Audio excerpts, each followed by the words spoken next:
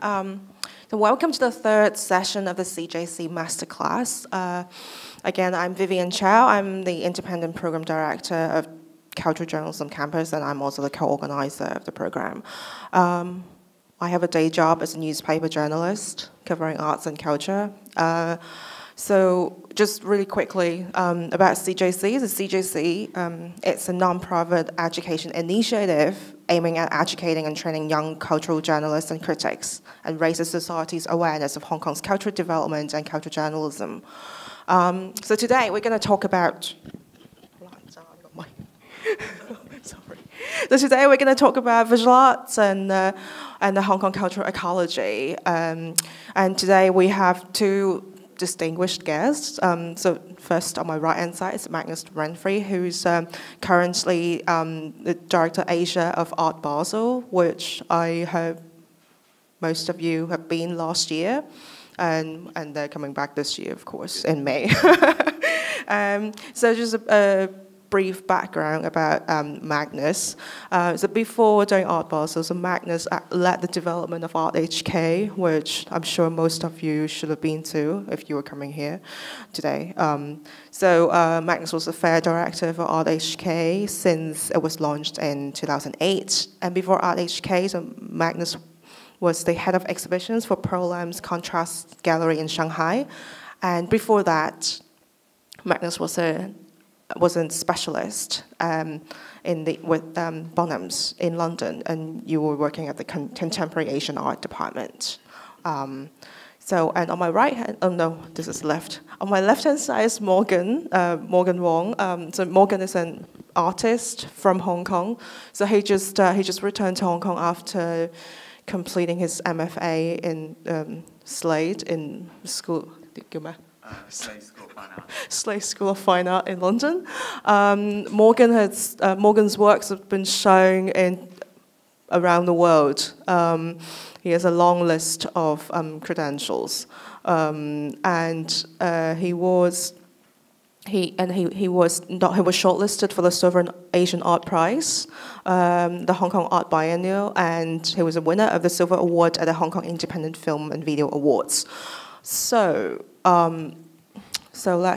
let's begin. I think before Art HK came in, I think we should go back to that. So before Art HK came in, it seems that visual art wasn't something that was so mainstream, was so high profile. But then it seems that after Art HK began to take off, and all of a sudden it's become like so visible, and it seems that the Hong Kong's art scene has fundamentally changed. And the funny thing is, it appears well to me that in other cities around the world, it's a public sector, it's a public institutions like museums or other cultural institutions that actually drive the forces of the arts development of a city. But then it seems that in Hong Kong it acts differently. It seems that it's a private forces that are actually driving the development. So Magnus, what do you think about that? I think that, well, first of all, good afternoon, everybody. It's a great pleasure to be here, and thank you very much, Vivian, for organising this great initiative. I think it's very important for Hong Kong. I mean, my own impression when I first arrived in Hong Kong to try and set up the art fair was it was very difficult to try and understand what was going on. There were many things that actually were happening, but they were very, very difficult to find. And I think that people often referred to Hong Kong at that time as a cultural desert. I mean, I would often have conversations with people, and people would be saying that there just isn't an audience for contemporary art in Hong Kong. And it was something that I obviously did a lot of research. I went around to try and meet people from different non-profit organisations and different members of the art community, and actually found that there was so much going on, but everything was kind of happening in parallel. There didn't seem to be any coordination, if you like. And I think that what the art fair did was to provide an opportunity to have an event of a certain scale around which people could organise parallel events during that week, and also for people to have an opportunity to showcase to the international community that were coming to town the very best of what they were doing. But to sort of to go to your point about private versus public initiatives, I think that there's different kinds of private initiatives as well. I think that one shouldn't necessarily think that all private initiatives are commercial, and I think that there's a distinction there as well, because there's been a number of individuals who I think have made an incredible contribution to Hong Kong through their efforts, particularly the team behind Parasite Art Space and the Asia Art Archive. I think they've done an incredible amount of work, and they are private initiatives, but so non-profit private initiatives. Yeah, so I think that's been something that's been very important. But certainly, the absence of a strong museum scene in Hong Kong has meant that a lot of the progress has been made through privately driven initiatives. Often, I think that when people talk about the art world, they try to divide it into public or sort of non-profit and commercial, as if they're completely distinct things as well. And actually, I think the cultural ecology is much more intertwined than that, and interrelated and interdependent. I think that a scene where there is a strong commercial gallery scene helps or can help in the best circumstances to support an artist's community. I think that artists need to have a platform to show their work, and galleries, commercial galleries, are often the first place that curators discover an artist's work. So I think that there's a role for both. I think that whereas there are obviously complications with the public sector as well, I think in terms of getting buy-in from the general public about whether or not something is worth investing money in building. But through private initiatives, one can really have the opportunity to pursue passions with much greater speed, freedom, than one can within the bureaucracy of public institutions. So Morgan, you, as an artist, so how do you feel about the distinction between private and public, and from your previous experiences, like how was it like, working with the private sector or working with the public sector? Yeah, and thanks Vivian for inviting again. Yeah.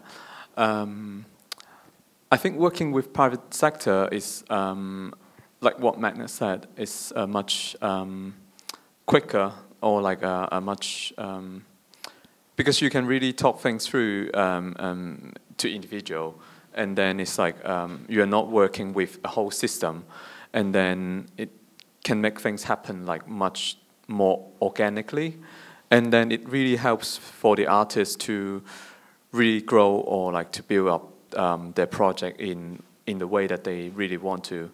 And then I think that's one of my experience of working with the private sector. And then working with public sector, I think it's a very different approach. And also for an artist, it's a very important approach as well, because there are funding from available from the government or maybe from the public. And then I think as an artist, we should try to make use of that proposal. Or to make use of that opportunity to get resources so that it can help to nurture their own or like our own practice as well. Yeah.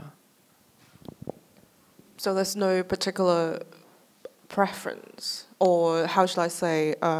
Maybe at the beginning, an artist would ideally begin with career with maybe galleries or smaller galleries, and then gradually move on, and then eventually maybe having a major exhibition at a public institution. It would be quite a milestone for an artist. Am I right? Or? Well, I think that, if I may, I think that it's very important for artists for their career to get non-commercial recognition as well as commercial recognition. And historically in Asia, there haven't been that many opportunities for this kind of non-commercial validation. I think it's something that's crucially important to the sustainability of an art ecosystem for the long term. And because of the absence of a strong curatorial or critical or institutional framework for the evaluation of artwork, the market has moved in its rawest form in terms of auctions. So now, in a sense, that whatever is expensive or successful at auction is thought of to be important and good, whereas really historically it's been the other way around, that artists have perhaps gained recognition. They've had gallery shows and then solo shows in galleries. Perhaps they've been picked up by a curator, then they've had an institutional show, then a secondary market develops for that artist's work, and so their work starts to appear at auction. But in the period from, I think, probably 2006 and to 2008, many artists were actually consigning work directly to auction, and so that they were exposed to the market in the rawest form. And commercial galleries, I think, play an incredibly important role in building an artist's career for the long term. So they really try very hard to build that curatorial and critical platform as well as solely the commercial platform. And they're often very choosy about who they sell to, because they really want to ensure that collectors are not just going to flip the work at auction the following year, etc. Yeah, and then to add up to what Magnus said, I think there is a very interesting, or it have been always important, I think, for like what my experience in the UK. What I saw is like there is kind of like a ladder for the artists to grow, not only in the commercial side, but also in artist initiative. They are kind of having their own art space, and they are creating their own platform, so that they're inviting friends who are in their early career of being a curator, and then people are kind of nurturing themselves together. That's actually like what and Vivian have said, like privately, about like it's important for like artists, journalists, media, and then maybe curator and young gallerists and young collectors.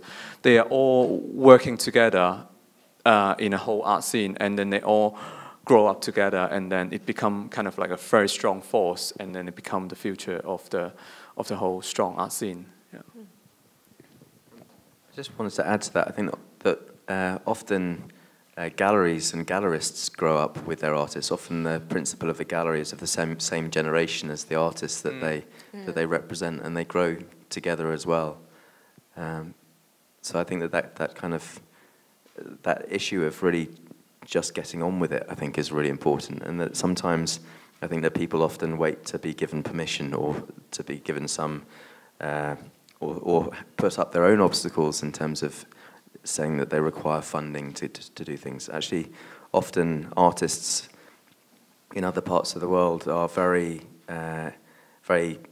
innovative and almost quite entrepreneurial in spirit, that they, if they can't get a venue for an exhibition from a public body, then they will just find a warehouse somewhere and they'll just put it on, and they'll get taxis and drive museum directors there, and they just make it happen. So I think that kind of spirit of really wanting to get things done, I think people shouldn't wait for permission. And I think that even like things today, I think that the cultural journalism campus has the potential to make a great difference. But it's you guys that have started this, and I think it's fantastic. Well, thank you, Magnus. But I think that point about that entrepreneurial spirit, I think it's really important. I think in the past, this kind of entrepreneurial spirit is not that common, or people don't really talk about it. If you're an artist, you just talk. People maybe artists from the past generations, they thought about, okay, how to source funding through the government, maybe apply funding from the ADC to oh, by the way, Magnus is now a council member of the ADC, and you've had one or two meetings already, but anyway, one meeting so far. Okay, still a rookie. And yeah, but then now this entrepreneurial spirit, so you have to build something with your own hands, and then of course you need to, if you want to build something, or maybe stage an exhibition or do a publication, so you source funding from both, from the private sources and from public sources. So do you think now the scene actually encourages local artists to become more entrepreneurial, or there are some other skills that they need to acquire in order to pursue this entrepreneurial route? I mean, when I say entrepreneurial, I just want to be clear. I don't know if I've chosen quite the right word, because I don't necessarily mean in a financial sense. I mean more in terms of the innovative, creative spirit that they can actually develop and build things themselves, rather than waiting for to be given some kind of permission, if you like. I think it's probably it's probably something of a cultural thing as well. I think that historically, art in Hong Kong hasn't been at the top of everybody's agenda, and I think that that in a sense it's a young scene, so there aren't so many examples of people to follow, or of inspirational artists who've had that kind of approach to things. And so I think that perhaps it may be necessary to look at how things have happened elsewhere and adopt and adapt them to a Hong Kong particularity and to a Hong Kong environment. Yeah, I think Magnus have pointed out one thing that kind of suddenly hit up into my mind, which it's something happening in Beijing, or maybe, I think maybe in elsewhere as well. But then it's like, in another art scene, they are already having like more matured artists, and then they are hiring emerging artists as their assistant. And then this kind of very close relationship, it's also very important as in helping a young artist to grow as well. Almost mentorship in a way. Yeah. Not necessarily like they are just working for very manual work for the artist, but then also having the experience of like having conversation and really like lively interaction that really can help. That's actually come with my experience of working in a gallery in Beijing. At that time I get the chance to work with artists like Song Dong and Ying Xiaozhan, and then we get to a point that we can really talk things through, and then I get a chance to show them my work, and then then we can really have the discussion, and I think it's really valuable for a young artist to have like to get the approach to. But it seems that this kind of mentorship is not really it's quite not really happening in Hong Kong. Am I right? I'm not sure if it's really not happening, because I was hired as an assistant as well for Leung Chi Wo, and then I know that some other artists have been hiring younger artists as their assistant as well. But then what I want to say is like there is, apart from the very big like public or maybe private sector, and then individually actually things are happening organically for helping the artists to grow. Yeah. So I want to bring the conversation to media, because this is what this session is about. I think we discussed before that there are so much resources being put into building buildings. For example, West Kowloon, like so much money put into it, and then there's all these like the trading, the art market side is going really strong, but then. I personally would think that the media, in terms of reporting and criticism, are quite sort of lacking in Hong Kong. But then these are actually major pieces in this whole ecology, if we call it an ecology. So what's the situation like for example, in overseas? How strong is the media in terms of influencing the art scene's development? I think that the the media in other centres such as New York or London or Berlin play quite an important role at drawing people's attention to the interesting things that are happening in those cities. And so the validation from a critic can be very important to attract greater audiences to go and see those exhibitions, be they commercial or non-commercial. And I think that often critics and journalists build up quite a following of people who trust their opinion because they are making strong and reasoned qualitative assessments of things. With the situation in Hong Kong, if I may, I think that things have changed incredibly over the last 5 years. I mean, there was almost no writing about art. When I first came to Hong Kong, I was really amazed that there was so little that was written about art. There were a few very committed journalists who are still very committed, but there wasn't a huge amount that was written about art in many of the publications. And I'm amazed now by the volume of material that's written about art. The amount of coverage that we get in Mingpao or what have you, Chinese dailies, Hong Kong Chinese dailies, as well as in English language press, has really developed. But I still think it's very early days. One of the things for me that I find difficult and frustrating is that there's still a long way to go in terms of the knowledge base of many of the critics and the writers about art. And so quite often things that strike me as quite odd are given a very particular focus, and I'm not always sure that I agree with the pick of the week, for example, in certain magazines or in certain newspapers. Seem to often select things that are of the less interesting end of the spectrum, when there are actually really great things that are happening, both from Hong Kong artists and from with overseas galleries and exhibitions as well. So Morgan, what do you think about Hong Kong press? Yeah, I think personally I don't really have a lot of experience of working together with press, but then I want to actually bring up another dimension about writings, which is artist initiative as well, which actually I think now maybe because of the mode of production or the sense of consuming artists or artwork in nowadays is so quickly, and then actually artists seems to be having less time for their own research, or having given more time for the development of their research.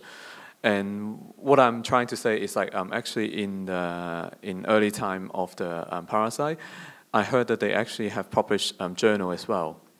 And then I think that's very important that artists also circulate ideas in between them, and then so that it's kind of like a voice coming from the artist. And then I think it can, as kind of like a written form, I think it's one of the very good source for other media, like the press, can understand more about what our practice or what we are really thinking about or researching about. Yeah. So it's about communication, communication with the different audience. Okay, if you talk about artists in Egypt, it was writing. I think the writing would be coming from a very different perspective, because it's about it can be maybe more difficult for a general public to understand, or maybe it's something that goes more in depth, or something that's but I think it's not. I think it's important that the artist is not really having compromising to write something for say general public, but yeah. Well, yeah, of course. But that is a different way of communication. So that means that there are writings targeting a general public, writings targeting at an audience or enthusiast, or specialist writing. I think there should be more variety. Yeah, there should be more variety, but I think we shouldn't really kind of separate or segregate the thing to be so limited to a certain sector of people, because there should be like what I mean is like no matter how we call like general public, but then they should even have more understanding of like what artists is thinking in like. I think education has a role to play in this as well. That I think that because in my experience in the UK in my own education, we did study art, and you know that there was really a culture of museum going. Growing up, I was always dragged around museums, and I think that through that kind of repeated exposure to art, that one gains a sort of an instinctive understanding to a degree that that provides a base foundation for an understanding, and I think that in Hong Kong, art hasn't been quite so high on the list of priorities education-wise as well, as far as I understand, although I'm not very knowledgeable about the education system in Hong Kong. That's my understanding, that greater importance has been put on more useful disciplines of mathematics or science or what have you. It's more kind of a vocational training rather than a totally rounded education, if you like. Yeah, but if I can talk about my experience, like I grew up in Hong Kong, so my kind of education was, art is, it's not as bad as just an extracurricular activity, so we were graded, but then the training of art is basically just skills, paintings, like how to do a drawing, how to draw an apple properly, and when you call it properly, it's just how much it looks real.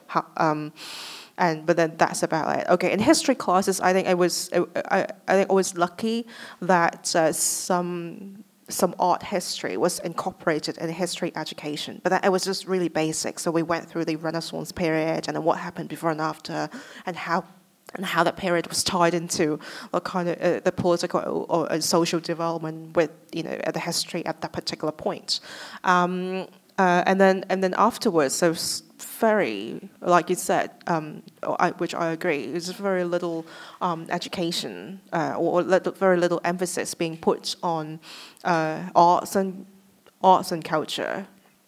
So if you can only if you are interested in that field, you can only pursue those kind of interests and the knowledge through other channels. And it was tough back in the days because we had no internet. So you can only go to the libraries or you read magazines, which are very expensive for a student. So that the knowledge is very limited, and maybe that was the reason why that phenomenon that you just mentioned, that when you read the writing today, that it can be you have some problems with the writer's knowledge.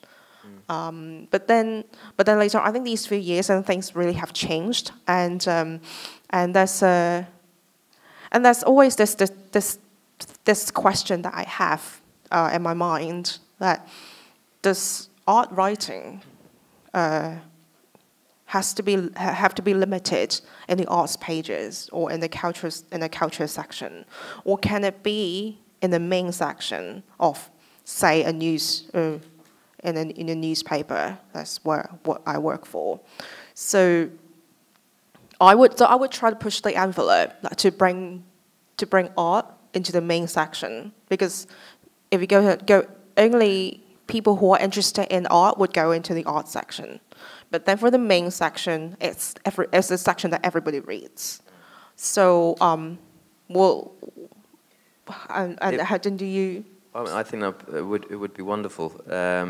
I think that when art is mentioned in the main section, it tends to be about a price that an artwork has reached at auction, and I think it's one of the other things that I think has been characteristic of press coverage over the last few years, is that things have been very much market focused, if you like, and I think that to have things that were more qualitatively engaged would be immensely beneficial. And if that could be in the main part of the paper, that would be even better. Yeah, or maybe like this bill. Yeah, particularly what I remember is like about King of Kowloon, and maybe now it's like the space invader. Yeah, which happenings nowadays in Hong Kong. Yeah. Yeah, that was that easily became a news story because it was something to do with the government's stupidity. In my words, my opinion, okay. Well, I wrote the story, so yeah. So, yeah, they're so stupid that they never learned from the King of Kowloon lesson, and then they just eradicate these amusing street art that actually cheer up people. And the worst thing was it was from Invader. So he was saying that Hong Kong was the first city in the world out of the 60 cities that he has visited in the past to erase his works. Like Hong Kong is the #1, great. But then this kind of story, okay, of course, can easily make it to the main section, and then while you're reporting this section, this story, and then of course you have to explain, okay, what street art is, and who Invader is, and why this is art, and why some are actually vandalism, and then the difference between vandalism and street art. So it's through this kind of, so I always have this trouble question of how to bring an arts and culture story into the main section, and maybe there's something that I can do to through reporting, and then I can add some educational elements in there to sort of explain to the people, what's really going on. I think that one of the possibilities is to engage with things in a qualitative way in that sense, is to look at artists' work that is about issues that are relevant to Hong Kong. And I think that there are many artists who are producing work that references the particular challenges and difficulties and characteristics that Hong Kong has. And so I think talking about the issues through engaging with the art is one way that one could do that and make it very relevant to people. I think some artists are very they're also like social commentators. They make comments about the society of what's really going on in the world through their artworks, and that's one kind of practice. So how far do you think, as an artist, should make commentaries of the society through art creations? Sorry. I mean, how much? I mean, to what extent? I don't think it should be like judging as kind of like a degree or like a chart. And I think maybe I'm speaking like in a personal way, which I think it's all coming from the heart of the artist, which if the things really touches your heart, and then you really have the urgency to. Yeah, I think it's really talking about the urgency of how you see that matters. Yeah, you see the urgency of expressing your feeling towards your love, or like maybe towards like political issues. Then you have that. Then you have that action, and you have that particular strength, or like the strength of the work will go into that level. Yeah, instead of being like you're using political issue as like a tool to ride on, and then to get focus or to get attention. Yeah, I think, yeah. I think it's up to the artist, in short. I think that, as you say, as long as the work is genuinely intended and not trying to be cynical, unless the cynicism is part of the work, then I think it's as much or as little as the artist wants to. But I think that no art is created in a vacuum, and I think that the work that is produced, regardless of whether or not it is directly referencing political circumstances. I think most art is in some way affected by the context in which it's created. But then artworks that have political messages or making commentaries about politics or the society usually would get more attention from the mainstream press. Like I remember one year when it was still Art HK days when Ai Weiwei was detained. And then is it Urs Meiler Gallery? I think Gallery Urs Meiler. So they were showing an Ai Weiwei work, and then that attracted a lot of press attention. And then it seems that it also boosted the publicity of Art HK at the time. I think it was about was it 2009 or I think it was 2010? 2000 and it might have even been 2011. I think. I mean, I think that those things are. I mean, I think that was certainly true. It was a particular moment. I think that the work that was referenced was a particularly fitting image. I think at the time, which is an arm with the middle finger up, as it were, and I think that that was something that people felt summed up a particular moment. It wasn't an image that we chose necessarily to circulate around the world, but that was something that was chosen by journalists who felt it was appropriate. So, but did it eventually bring more people to go to Art HK, or I don't know if it brought more people to come to Art HK. I think any publicity helps to raise the profile of things, so indirectly perhaps. But I think in terms of I just wanted to go back, if I may, to one of the points about the role of criticism and journalism is actually to help direct the traffic, the public, to go and engage with art and to go and see art, to help filter what is happening out there, and to try and, in a very informed way, to try and emphasize those things that are particularly exciting, interesting, and worthy of attention. I think that's one of the key roles that cultural journalists have to play in the cultural ecology. I think that one shouldn't underestimate people's ability to develop an understanding of art. I think that often people are quite reticent about asking questions, for example, or they feel that there are big obstacles to overcome to engage with art or to understand art. And I think in reality, one learns about art best through looking to a certain extent and through looking critically. And we've been, when we started Art HK, a lot of people at the beginning said it wouldn't work. There's just no audience. People aren't interested in art. In the first year, in 2008, we had 19,000 visitors. And last year we had, that had increased over 6 years to 60,000 visitors, many of whom are members of the general public.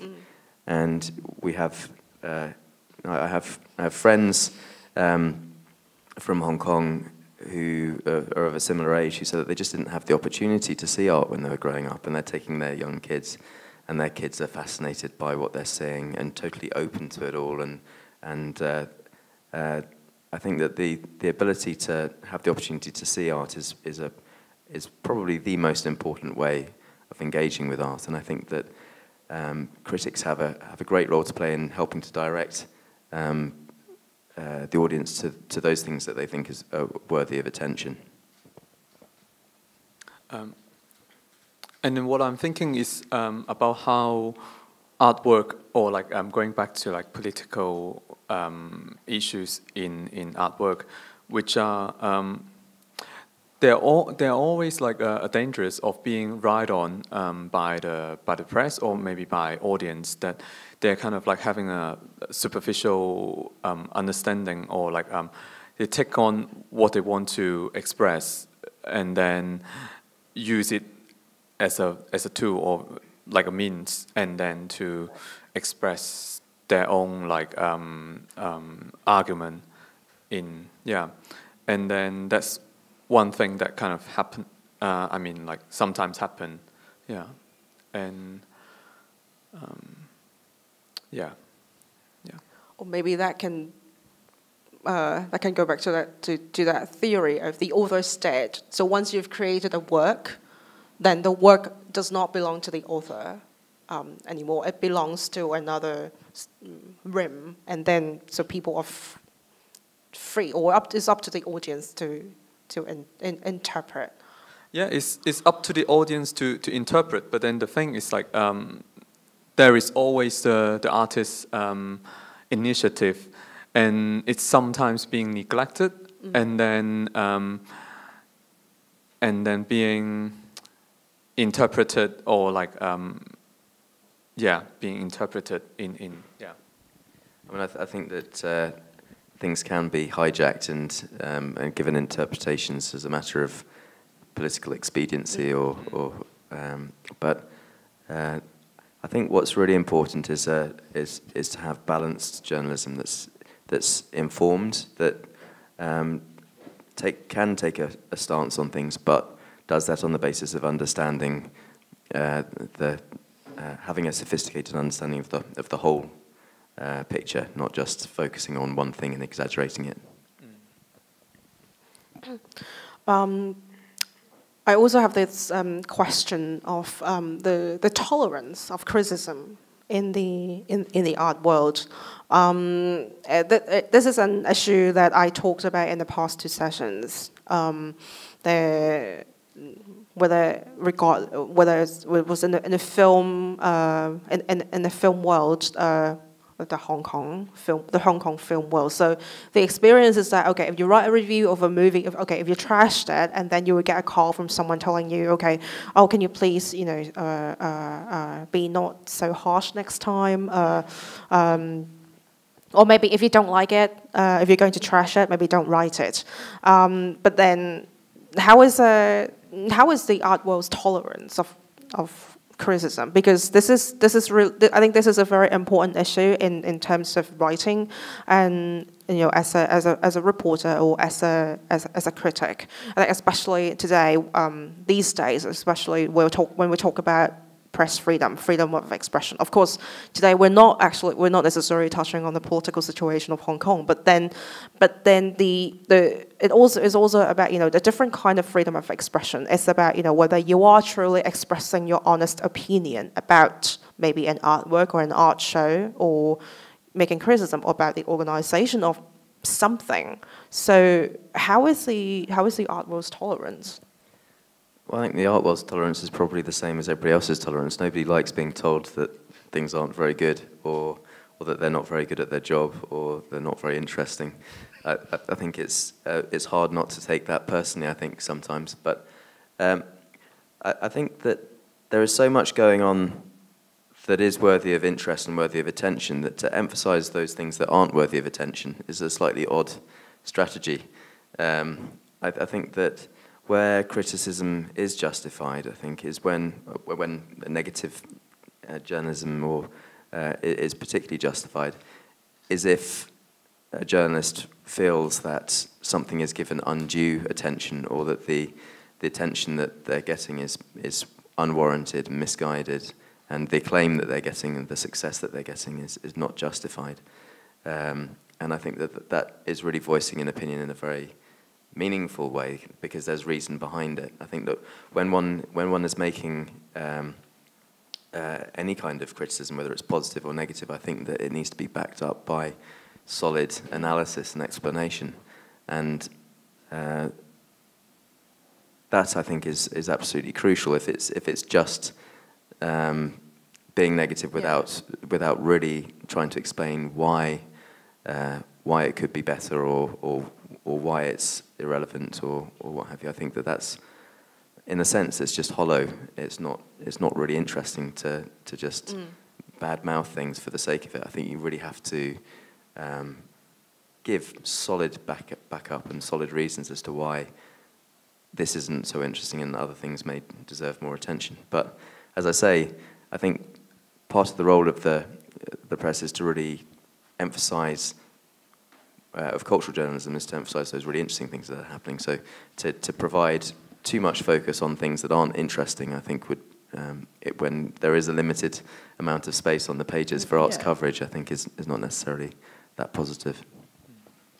And I think like the provocation from the press is like actually making the general member of general public like being so curious, like the inflatable shows, both two inflatable inflating show, inflation, the M plus the inflation show. Okay, the M plus. The M plus one and the duck. And the ducks, yeah. And the duck.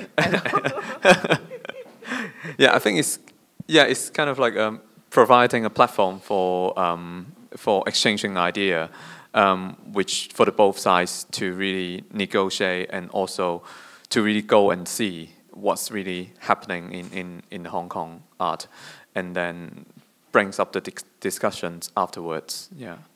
Yeah, I think this element of bringing up debate is really great. And as you say, I think that probably the inflation show has done more than a lot of things to raise the profile of contemporary art and to bring up really interesting questions that have been sort of argued out in the press. I think that's been very positive for people to develop a greater sense of criticality themselves by hearing all of those different arguments made.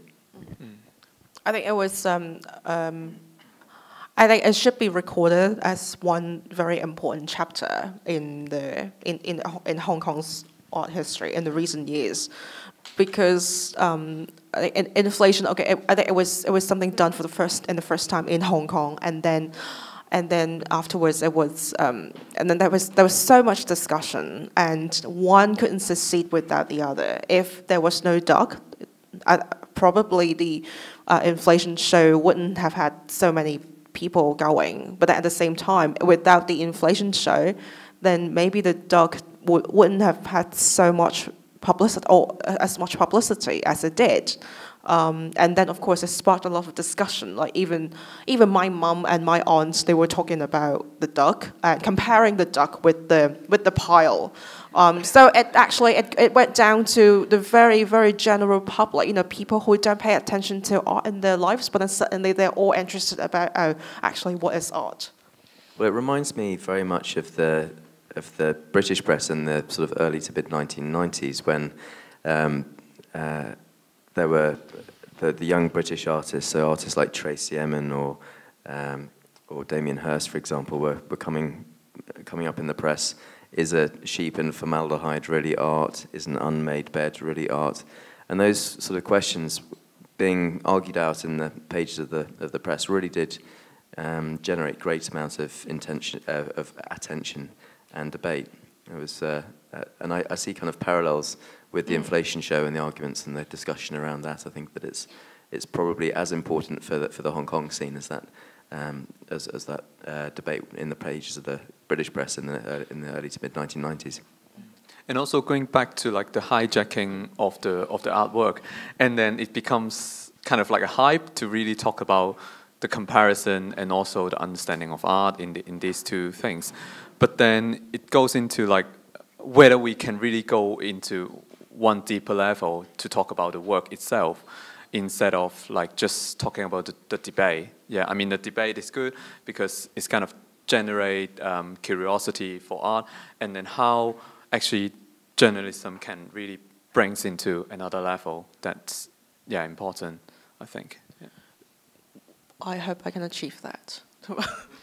But I think the most important thing is to actually to inspire people to think critically and independently. I think that's something really important in a society, and art and culture could really help people to develop independent and critical thinking. I think it's really important when you're trying to learn about art or to develop a sense of critical thinking, to have the opportunity to see a number of works by the same artist. It's very difficult to get a sense of where an artist is coming from through seeing a single work in isolation. And even people who have no background in art if they see a number of works by the same artist, they often have a preference for which one they like or which one they find most interesting for a variety of different reasons, obviously depending on the nature of the artwork. But I think getting people to feel that they have an entitlement to an opinion and to develop that own sense of criticality is crucial. Okay. So I think we're going to open the discussion to the floor. So if you have any questions that you want to ask about art or Morgan or Magnus, that you're welcome. We have a mic circulating around, so if you have any question that you can just raise your hand, and then we'll bring you a mic. So anyone who have anything or you want to know about what's happening in this year's Art Basel, and I think Magnus will be very happy to talk about it. Is there anyone? Oh, great. Okay. Sorry, I came in very late there. Okay, this year's Art Basel, that's a good idea. I'm just trying to get people to ask some questions. Well, this year's sorry, I'm Matt Fleming from Time Out Hong Kong, so I think we've met before. This year's Art Basel, obviously we've seen what happened with Art Basel last year, which had really brought the Hong Kong Art Fair straightforward. For this year's Art Basel, I know some of the things that are happening. What are the plans? Is this just going to get bigger and bigger and bigger over the years, or is it going to kind of plateau at some stage? What are the plans for the real future of Art Basel? Well, I think that thank you for your question. I think it's important for us to make sure that we don't expand too rapidly. And in fact, in terms of the number of galleries that participate in the show, that's reduced by 20 from 2012. So we're actually, last year we had 245 galleries, and we have the same this year. We had 266 in 2012. I think it's about the right size. I think it's big enough for people to be able to get around in a couple of days. If it was to be much bigger, I think it would just become slightly unwieldy. It's very much our intention for the long term that we have a very strong representation of galleries from Asia. For the three shows there, they each have their own independent identity. For Basel and Miami Beach, 50% of the galleries come from the Americas, so both from North America and from South America. In Basel and Switzerland, 50% of the galleries come from Europe. And so it really makes sense that in Hong Kong, 50% of the galleries should come from Asia and the Asia-Pacific region. In that case then, if it's not really looking to expand in size or by different galleries, etc., how is it going to accommodate local Hong Kong artists? Is there an ethos there of actually getting more Hong Kong art in over time? I think it's a really good question. I think that one also needs to ask how much one should have a real focus on Hong Kong art and Hong Kong artists. And it's one of the defining things about the Art Basel shows and about art fairs in general is that the work that's on show at fairs tends to be through the galleries themselves. So there's no artists that are showing at the fair that aren't represented by the galleries that participate. And that's one of the principles of Art Basel, that we don't have independent artists participating in that way. So things are either selected by the selection committee of Art Basel through the gallery application process, or through curators who also make the selections through applications that are processed through galleries as well. I appreciate that. That's exactly what I'm driving at, though, which is with a grassroots scene that some would see as getting bigger and bigger here for grassroots Hong Kong artists who aren't members of a gallery or anything, but there could be a part of Art Basel, the biggest art fair that we have in the calendar. There could be a part of that for grassroots artists to have a chance to be part of that. Why can't that ethos change then? We have, I think there are different ways that people can be involved in the week. And we, for the last few years, have organised tours to Photon studios for international VIPs that are attending, for museum directors and curators. So in that sense that we've been able to raise the profile of what's happening in Hong Kong through profiling those things. We've had panel discussions with Hong Kong artists, etc. But my hope is that people will be getting in there on the basis of their own abilities, that they will be picked up by galleries, that they will be chosen on the basis of merit. I'm very pleased that we have 24 galleries this year who have spaces in Hong Kong participating. When one looks at the equivalent in, for example, Miami Beach, there's one gallery from Miami Beach that participates. If you look at Basel, I think there's something like 3 galleries from Basel. So to have 24 galleries from Hong Kong participating, or that have spaces in Hong Kong participating, I think is a testament to the strength of the gallery scene here. But I would like to see more representation of Hong Kong artists in galleries in Hong Kong, and that's one of the surprising things to me, to a certain extent, is that there's not more there are not more applications from galleries from Hong Kong or from elsewhere featuring Hong Kong artists. Maybe Morgan can add something about it. So Morgan was shown in List Fair. It was a satellite fair at Art Basel in Switzerland, and. So how do you feel as a Hong Kong artist working with gallery and getting represented by galleries?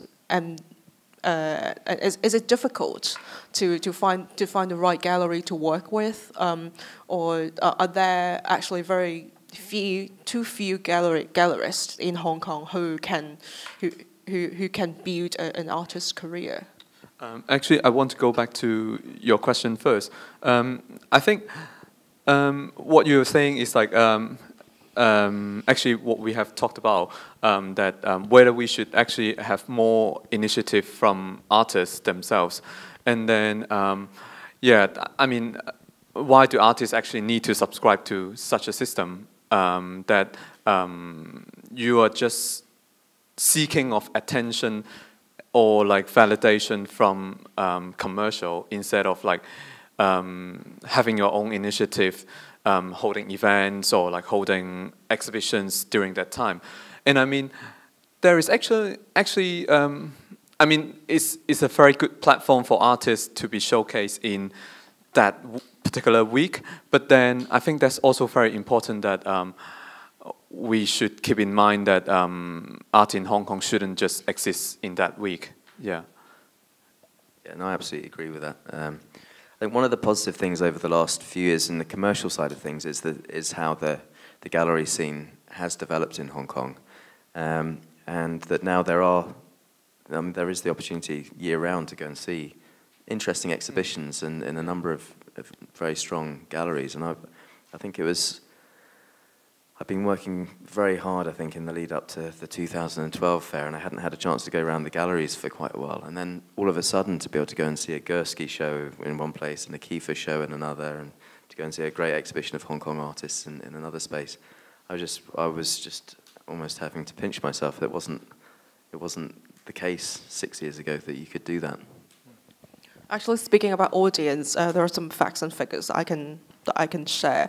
Even though we've been criticizing how the public museum system might not be living up to its expectation, for example, the Andy Warhol show at the Museum of Art last year, it actually attracted 250,000 people. It wasn't the highest attendance, but then it still showed that there is a great interest among the general public, even in modern and contemporary art. And the Picasso show from the year before at the Heritage Museum, it also had about 300,000 people going. Now, of course, it was maybe because it was Picasso and there was a big brand name, but then it appears that there is a great potential to develop an audience. I think people just want the opportunity to see art and engage with art, and it's demonstrated if you bring great shows to Hong Kong, people will go and see it. And as I mentioned before, with our own experience, that there was a certain skepticism that there would be an audience in Hong Kong who would want to come and see the show, and that's just been totally blown out of the water by the visitor numbers that we've attracted over the last 5 years and how that's increased. And also, it's like the development of Photon Open Studio as well, yeah, which actually nurture different group of, or like, the same group of audience in Hong Kong. Yeah. Okay, there's a question. Testing. My name is Brian Yuan. I'm a freelance writer. I have a question particularly for Morgan, because actually you are an artist from Hong Kong, but with the international exposure. But do you find a kind of like the art critiques are mainly dominant by the Western discourse? Because, for example, I did some basic education in art history, for example. Most of the time we study about like Western theory, and also like most masterpieces we note about are from the West. So as an artist from Hong Kong, do you have a kind of struggle whether you would like to appeal to the Western audience instead of like presenting your original idea, particularly with your local cultural context? I think that's one of the dangers that artists are thinking too much of their locality. Is that the word? Which they are thinking too much of how they can use, or they can really think of the locality as an element in their work. And then answering to your question, I think contemporary art is something developed from the Western society, and then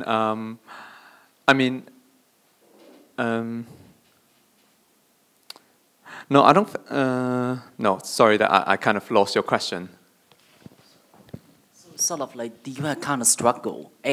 Scenario A is that like the Western discourse doesn't really understand what you are trying to present, because they might not know about like Hong Kong culture. If you have an art piece with a kind of like local context. So situation B, if you want to, as an up and coming artist, you want to go global, go international, for example, did you ever attempt to sort of like put some Western elements in your artwork in order to appeal to high-end art critiques?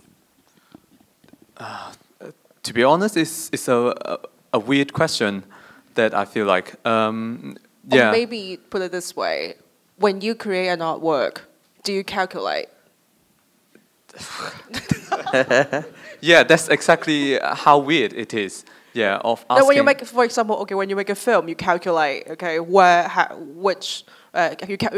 will make a market estimation, whether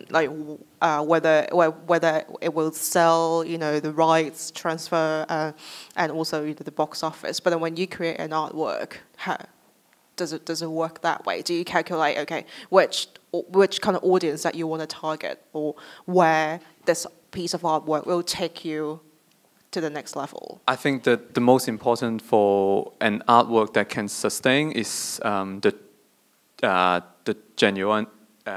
genuineness of the artist. Yeah, I think that's the crucial thing. I'd like to address the question as well, if I may, because it's something that I constantly find really, really difficult, and it was summed up by one day in Beijing that I had last year, April the 13th, I think it was. And I had a conversation with two different people with two completely different opinions. And I sum it up as this. One person said to me, and the world is not flat. And the next person said to me, the world is flat. And so I think that there isn't really an answer. I think that one of the people was saying that we're all global citizens now. We have access to all this information. It's global culture. It's not about Western culture. And there are many influences on Western culture that are coming from other sources as well. And the other person said that much as the work in perhaps the period of 2006 to 2008 that was appearing at auction seemed to be pandering to a Western expectation of what contemporary Chinese art should be, in terms of having images of Mao, pandas, the color red, what have you. That the work that's being produced now in China is pandering pandering in a more sophisticated way towards what an expectation of contemporary conceptual Chinese art should be like. And I think you can just get yourself completely torn, twisted into knots about this sort of thing. I don't think that there is an answer, and I think that basically the fundamentally important thing is that art is created by individuals. Individuals have different experiences of the world. I think that that also it kind of depends on what you think the importance of art is, whether art is about maintaining traditions and repeating something that's already happened before, which can be valid in some respects, or whether it's about trying to push things forward and constantly striving for something new, different, and an existing sort of an understanding of the world of the world in which we live. And so I think that that discourse is more about what you think the role of art is, really, in a sense. And I'm sure that there are many different interpretations of what art should be, and it's also a moving target. I mean, the definition of what art has been historically has changed constantly over the last hundreds of years, certainly in the West. But I'm always trying to be open and trying to understand work from a different cultural and aesthetic background. But I think that one has to try and give artists some credit as well, that artists are trying to make work. I think that the artists that interest me are artists that would be making work even if nobody was looking. And I think that you want to have that genuineness of intention is really, really important. I'm sorry to go on for a long time, but I had a really fascinating time traveling around China in 2006. I was lucky enough to go to artist studios to visit artists, established artists and young artists in Chongqing, Kunming, Hangzhou, Nanjing, and Beijing. And often when I'd be asking artists about their work, they would say, "It's from my heart." And, you know, with my Western upbringing, I was like, "Oh, God, this is," you know, heart went out in the 50s, you know, this with Abex. No, art has to be from the head. It's not, you know, it's so kind of old-fashioned in some respects.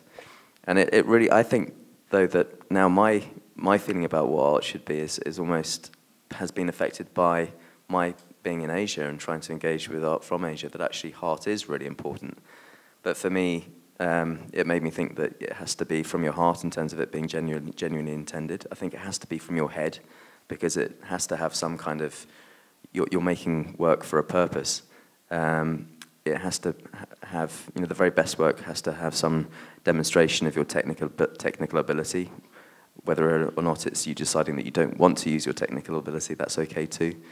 And then it has to have a sense of history in that no work is produced in isolation. I think it's important to recognise the influences or what the the influences in terms of the art historical influences, but also the influences of the culture around you and what's happening. Okay, I think we have another question. Sorry, this lady first, and then it will be you. Okay. Hi. First of all, thank you for the time this afternoon. Like Magnus, you said that in the last 5 years, the amount that's been written about art has developed a lot in Hong Kong. But I guess my question would be, how much more do you think we have to go until, you know, you would be satisfied with how much art actually reaches the general public? Because, like, for example, the M+ Museum, as I understand, it's supposed to be one of the biggest landmarks upon its completion in Hong Kong. But then if I talk about it with any of my friends who are not in the art, you know, fine arts, studying fine arts or whatever, then they don't really know about it yet. And they're like, what's M+?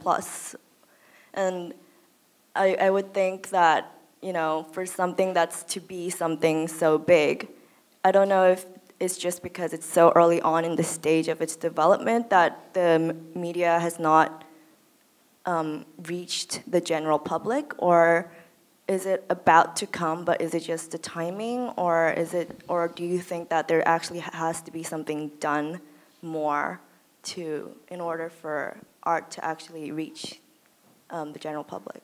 I think it's quite difficult for people to engage with something that's in the abstract. I think that when you have the reality there in front of you, that I think it becomes more real. And I think that people, through experiencing the museum and going to visit the museum, which I'm sure many people do initially out of curiosity just to see what it's like, I think people will begin to develop an opinion of that. But I think it's partially also just the role of art in society and the importance with which people, or the esteem with which people hold it. And I think still it's relatively early days for the scene in Hong Kong, but it's not entirely dissimilar in other parts of the world as well. It's not that everybody feels that museums are absolutely top of their priority list.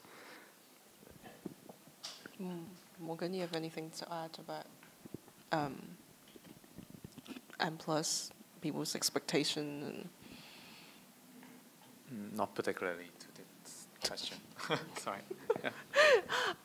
Okay. I mean, I from a personal perspective, I'm extremely excited about M+. I think the art fair has been able to have an impact in some respects by reconfiguring people's view of the art world to sort of de-NATOizing the art world, if you like. So up until about 10 years ago, in international art discourse, if you were talking about the art world, you were really referring to Europe and the United States. And the art world has really, really changed now. But there's no institution in the world that is able to reconfigure people's thinking about the nature of the international art world. And I think that M+, being built now, has the opportunity to be utterly transformational, not just for the role of, or the promotion of the role of art in Hong Kong, but also for really giving people an opportunity to understand, have a more sophisticated understanding of the global art world as it is, rather than as the focus had been previously. I think it really takes time to educate people's understanding of what about West Kowloon and M+. I think it appears to me that a lot of the coverage in the press, there are stories about exhibitions and all that, but then there are also a lot of reportings about, for example, to criticize the collection decision, or whether how to justify the acquisition and why buying works from this artist and all that, and then there are also questions about the governance.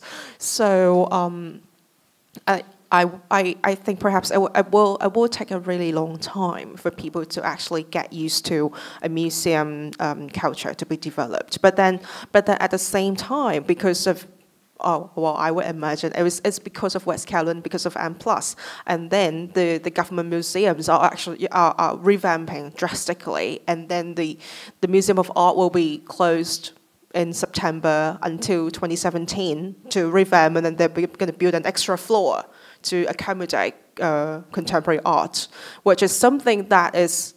I think it's definitely driven by the development of West Kowloon, because finally LCSD, they see there's this competition coming, which is a great thing. And 2017 is also the year when supposedly M+ is going to open. So maybe there's something great or something really exciting that we should expect in 2017. Okay, then the question from the back. First of all, thank you very much for all the talks here. And my question will be, recently a French renowned artist has been around Hong Kong and doing some graffiti in the public. And it has been washed away very quickly by the government, which their pace surprised me. So my question will be, do you think that local artists should do more artwork like this to bring art more closely to the public? And also, how do you guys think about the quickness of our government in this way? I mean, I don't have huge comments about the speed with which the government has washed these things away. I think it's a very difficult situation for governments, and the issue of graffiti in general. I think it's quite complicated in some respects. But in Hong Kong, one of the things I would say is that interventions in one form or another, whether it be performance or temporary things or projections, I think are a way that people can gain attention in Hong Kong. Often when we're looking at ways that we can bring art out into the community in Hong Kong, it's really hard. I mean, if you even have a 3-story high sculpture, people won't notice it, because Hong Kong is just so everything is on such a huge scale, and there's so much visual noise. Even things that are truly monumental can get easily lost. Even the huge inflatables didn't look that big from this side of the harbour. So I think it's in terms of being able to have an impact, I think that sometimes these quieter, smaller scale interventions can be the way forward. I think I don't think artists should really kind of follow the trend to do things like that, because just carry on with your practice, and then eventually you meet to like certain point that your works are kind of strong enough to get attention, instead of like being hyped and then to do certain things that can get attention and then get right on and then get reported or. But maybe to address that quickness. So I did that. I did the story in the paper, and I did quite a few follow-ups of what actually happened, and afterwards. So my job as a journalist, of course, when I report that story, then I had to call everybody. So I tried to contact Invader. I tried to contact the Home Affairs Bureau, which is the government department that handles arts and culture, and then there's the highways department, which is responsible for cleaning the streets, cleaning the highways or whatever they do, and it's basically just a repetition of what happened to the King of Kowloon. How it was the highways department that always painted stuff over, whether they are actually artwork or vandalism or whatever they think that is sort of destroying the city's outlook. Then the highways department would order staff to do their thing. And then so my experience is I called Home Affairs Bureau. Well, I said, hey, did you guys actually, were you guys involved in? Did you tell highways to clear invaders' work? No, it has nothing to do with us. Please don't write that we are involved. And then they were very cautious. But at the same time, when I called highways department, and they were saying, well, yeah, we got a report, and then so we just act really quickly. And then we just immediately send people to remove the work for safety reasons. I don't know how unsafe it is to have this, a mosaic of tiles decorating the wall. Maybe they're worried that the tiles will fall off. But for whatever reasons, I think that it clearly shows there's a very poor communication between different government bureaus. So Home Affairs, it thinks that, okay, it has nothing to do with them. They support art, blah, blah, but then they don't tell other departments to support art and to, look at things, think things through before acting. Through suddenly, the discussion, I have a reflection on this topic. Actually, then why is it a problem, actually? I think we really have to think about graffiti is like a very ephemeral art form, and then as an artist, it's actually a problem that people are destroying art. But the thing is is it already have done its job, that it provoke a certain discussion, or it provoke the concern, or it actually addressed the issue that there might be some problem in the government. I think there's a huge problem in the government. But so any more questions? Okay, there's a lady in the front.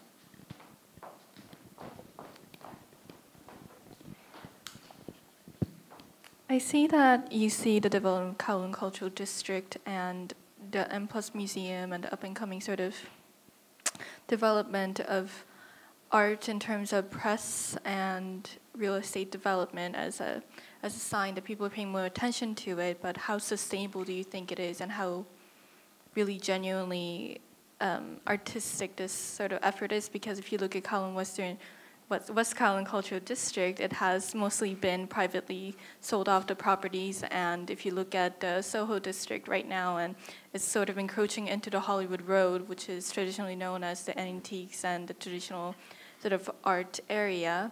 And I was at the Liangyi Museum opening yesterday for their press release, and they were talking about how the founder of the museum, Peter Feng, had to go into great efforts to try to preserve sort of that block at least, because the businesses are encroaching to that area because of the property market is so strained. And in order to build these kind of monumental architectures like M+ Museum and Kowloon Cultural District, the purpose of art has been diluted because the government and the people who want to support art simply cannot afford it. I mean, I think certainly from the gallery perspective, in terms of the gallery rentals in Hong Kong, it's a massive challenge for any galleries that aren't selling the blue chip material to sustain themselves. I think to sell the work of young artists, you have to sell it in such volume that it's actually just not possible to sustain the financial model of having a gallery in one of those locations. And one of the problems with the Hong Kong situation as well, I think, is also that historically that people haven't been willing to travel very far to see things as well. And I think that whereas there are sort of bigger warehouse spaces in Fo Tan or in Wong Chuk Hang or Aberdeen, Adelaide Chow, Kwai Chung, and Chai Wan, people are sort of less ready to go and see exhibitions in those locations to a certain extent, because if you're in a taxi or on a bus for more than 20 minutes, it feels like you're sort of really miles away. I think it's just the perception of being a small place. But